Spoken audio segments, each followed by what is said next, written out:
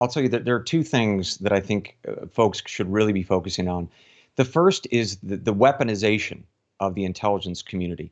We knew back in May of 2017, James Comey, the FBI director at the time, acknowledged that he had leaked sensitive classified information to a cutout to the New York Times with the only goal of basically hammering Donald Trump, getting a new special counsel to investigate the Russia collusion allegations. Now, Comey knew back then, and unfortunately we were only learning in the last number of years, that was garbage. Right. So we saw that in the FBI. We later saw it with a guy named Kevin Clinesmith, who was a very senior FBI official who falsified evidence to a court to get surveillance or continue surveillance on Carter Page. So I think that had you told me that 7 years ago, that was in the realm of possible, I would have, to be honest with you, I would have laughed you out of the room, because what I knew to be true is that we had people who were committed to the rule of law, whether it be the FBI or the CIA. We were committed to our oaths to be non-political, apolitical, certainly when we walked through those front doors, and we were focused on mission.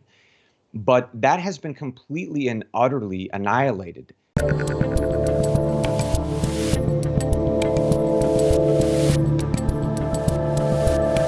I'm Dave Rubin, and joining me today is a former CIA officer and host of the new podcast, The President's Daily Brief, Bryan Dean Wright. Welcome back to the Rubin Report. Pleasure is always, my friend. Bryan, you've been on a couple times. I know you a bit outside of the show. I did not know you were the president. Is there something I've been missing here? Well, it was. I started first with a local group of dog owners as the president of that club, and I've moved all the way to the White House in my mind, and it's great. Just me and Joe, and we're working on a Hunter's laptop. It's going to be all fixed up. Don't you worry about that. The President's Daily Brief, that's the name of the show. You have a real pedigree in the CIA that I want to talk about for people that have not seen some of your other appearances on my show. I want to recap some of that stuff. But let's just off the name of the new show, The President's Daily Brief. Now, I'm not a big believer in this guy. Something does not seem right with this guy. I'm starting to think this guy may not be in charge. Is this your way of kind of getting in case something happens, saying, hey, I'm here, I've got the title of the show, etc.? I wasn't thinking about that, but now that you mention it, yes, and I'm ready to serve because let's be honest, Kamala's number 2, and that's also a hot mess. And then we got Pelosi. We all know where that's going. So yeah, it's me. I'm ready. It's you. All right, for people that don't know you, we'll link to the original interview below if they want the full recap. But can you just give me a little of the Bryan Dean Wright 101, a little bit of your history in the CIA? And then also, we have a sort of similar political path that we should get into a bit as well. You bet. Yeah, so I began my career with the CIA just after the 9/11 attacks. It was October of 2001. We were all panicked as we all started our young careers as folks who loved this country. We had just been hit in the face. Nobody quite knew exactly who, when, and where abroad we might be hit from next. So that really kicked off my career at the agency, and I was there for a good number of years, focused on weapons of mass destruction, counterterrorism, as most of us did, focused a little bit in Asia, can't get into particulars, and then also in Africa. And it was an amazing career, and I had a great time doing it, and been fortunate to actually teach the next cadre or next generation of officers as well. So I've had a really fun career. And then towards the very end, got introduced to a few different people, to include you, and had a great opportunity that was just by lucky happenstance to start talking about different issues in the world, particularly national security. And here we are with a podcast, and I'm really excited. How tough is it to make that transition? Because CIA, you got to be somebody that can't drop all the secrets all the time. Yeah. And then next thing you know, you're talking on camera, doing a podcast. Yeah. How do you blend those two things? Spent 20 years avoiding cameras and attention, and now here I am. It's an odd transition. I think if you talk to anybody who has really been a true operator, they understand the importance of being anonymous. Unlike, let's say, a James Bond or those characters. The idea is that you go into somewhere and you start blowing stuff up.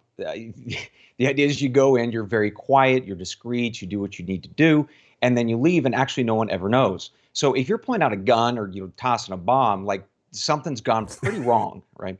So, but the idea of then sitting in front of a camera and engaging people, yes, was absolutely odd. But I will tell you that in many ways the job has a lot of parallels in that if you do it well and if you do it right, and with all truly, I think you're one of them. You really can capture people's hearts and minds, and you can move people. And I think with intelligence, you can do that with your listeners or your viewers. If you're briefing the president, right? So the president's daily brief is an actual brief given to the president of the United States every morning by our spies and analysts.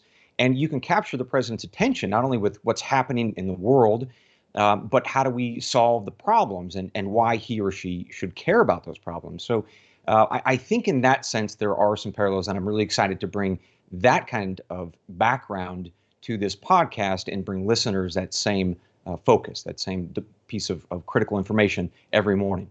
So I actually want to talk about the real president's brief that you just mentioned, as well as whether you think Joe is actually reading it or whether they even bother handing it to him, or even if they're printing it at this point. But putting that aside for a second, it struck me as you were saying that if 5 years ago, and I had you on probably maybe 3 or 4 years ago, but if let's say 5 or even 7 years ago, I had a former CIA officer on, my feeling about the CIA as an institution would be very different than it is right now. And I think a lot of people feel that. And it's not with any great pleasure I say that. I suspect for you with a lot of displeasure. Yeah. Can you talk about what has sort of happened to the agencies? Like, we see this woke thing infecting absolutely everything. I mean, the CIA, the FBI, the military, they're tweeting about woke stuff more than seemingly doing whatever it is that they are supposed to do, even if we're not supposed to know all that stuff. Right.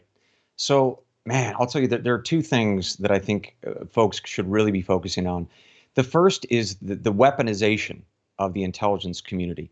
You know, we knew back in May of 2017, James Comey, the FBI director at the time, acknowledged that he had leaked sensitive classified information to a cutout to the New York Times with the only goal of basically hammering Donald Trump, getting a new special counsel to investigate the Russia collusion allegations. Now, Comey knew back then, and unfortunately we were only learning in the last number of years, that was garbage, right? So we saw that in the FBI. We later saw it with a guy named Kevin Clinesmith, who was a very senior FBI official who falsified evidence to a court to get surveillance or continue surveillance on Carter Page. So I think that had you told me that 7 years ago, that was in the realm of possible, I would have, to be honest with you, I would have laughed you out of the room, because what I knew to be true is that we had people who were committed to the rule of law, whether it be the FBI or the CIA. We were committed to our oaths to be non-political, apolitical, certainly when we walked through those front doors, and we were focused on mission. But that has been completely and utterly annihilated. That is to say, my belief that the intelligence community and the FBI are not political. They are. We have proof. We have evidence. It's painful because at the very moment that we are facing this massive challenge with China, this huge issue with Russia, we actually need a really good, healthy, functional intelligence community and law enforcement community. And on the federal level, we don't have it. I can't tell you or the folks watching that they've got the kind of government that they deserve, because I don't think that they do.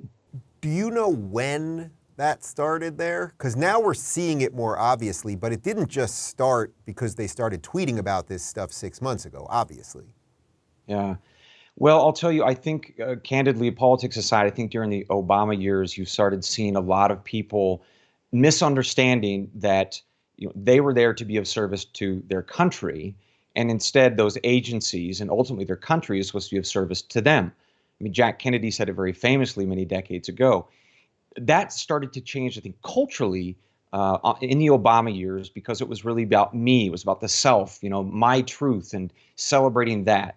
And so we went, I think, from in the early 2000s when people were saying very clearly, look, it doesn't matter if you're gay or straight or Christian or Muslim or black and white, just come in and be of service, leave your politics at the door. So that was, I think, where most of us would be, is to say, yeah, get the equal opportunity that's focused on mission. And now it's become, instead of mission, or really at the same level of mission, tell me what you're passionate about, what your interests are. Like, tell me your story and your truth. The stuff that's not mission critical, but it's being treated as such. And I can tell you a couple of amazing stories on the inside of the agency about how the racial woke piece is really detrimental, or playing a profoundly detrimental role in mission criticalness. Give me one of those. All right. So there was an Pick individual. one, anyone. Yeah, a lot of them, unfortunately. There was a black officer who wanted to start an organization, an internal organization, where only black people, and then he would have preferred only black gay people could come to a meeting, right? So in other words, on government property with inside Langley, you had to be black and you had to be gay in order to come to those meetings. Now, I don't even know how many people would fit the bill there, maybe like 7 or 8, so I'm not sure what you've done at that meeting. But nevertheless, the point is there was this very clearly discriminatory request by an officer who should have known better.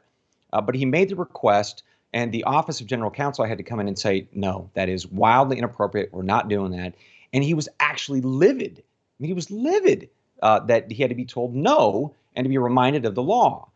So that kind of wokeism stuff matched with, I think, some of the PR stuff you see coming out of the CIA these days. You may recall that young woman in the Twitter video saying that she was a bisexual or lesbian Latina who has ADHD. And oh, yeah. She had a little She went of through the everything. woke Olympics, Yeah. list.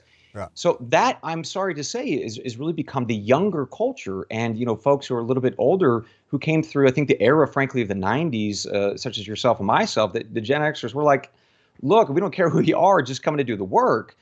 We want to treat everybody with respect and equal opportunity. But it's now like you now have to believe what I do.